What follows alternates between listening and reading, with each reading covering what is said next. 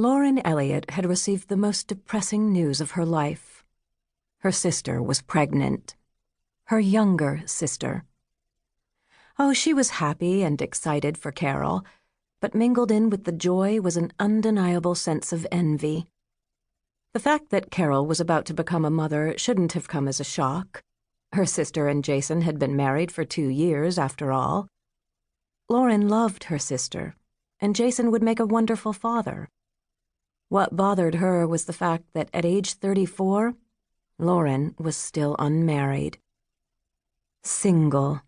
Oh, how she'd come to hate that word. Walking down Blossom Street, Lauren buried her hands deep into the pockets of her fawn-colored rain jacket.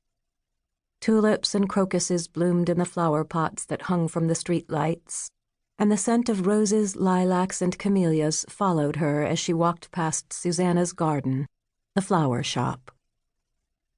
Lauren kept her head down as she mulled over this latest development. This was it. The end of her rope, the line in the sand. She was finished waiting for Todd to give her an engagement ring. A year earlier, she'd had the DTR, defining the relationship talk, with Todd, and he'd assured her that marriage was definitely part of their future. Only he wasn't in a financial position to make the leap just yet. He'd suggested they give it time, and she'd reluctantly agreed. That was 12 months ago, and frankly, her patience was shot. She'd dated the popular local television newscaster for 3 years, and it was time to own up to the truth. If Todd was sincere about wanting her for his wife, then she would have had a diamond on her ring finger long before now. Clearly, Todd enjoyed their relationship just the way it was, and in some ways, so did she. Todd was fun and smart, and she liked being with him. Because of his job, Lauren frequently accompanied him to high-profile social events. As a result, she was able to mingle with some of the city's elite, and it didn't hurt that many of these socialites came to John Michael Jewelers, where she worked, for their jewelry needs. Lauren passed a good yarn, and the window display instantly caught her attention.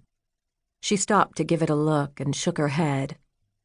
Wouldn't you know it? The display in the yarn store's window was a baby blanket. A beautiful baby blanket knit in lovely pastel colors. Lauren wanted to groan. She loved her sister, but there'd always been a friendly rivalry between them. More laid back of the two, Lauren didn't have big career ambitions, whereas Carol worked as a program designer for a large software company out of California. She'd married her college sweetheart and seemed to have the perfect life.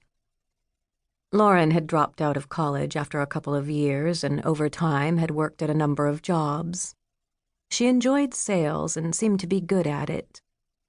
The irony was that her specialty was engagement and wedding bands. The couples she dealt with were deeply in love and eager to start their lives together. It gave Lauren a deep sense of satisfaction to help them take one of their first steps toward commitment. The bottom line, she realized now, was that Todd was completely content to leave matters just as they were. They got along great and talked frequently. Rarely a week passed without them attending some sort of social event. They would like to spend more time together, but Todd was busy with his broadcasting career. He had his sights set on getting an anchor position and focused most of his attention on achieving his professional goals.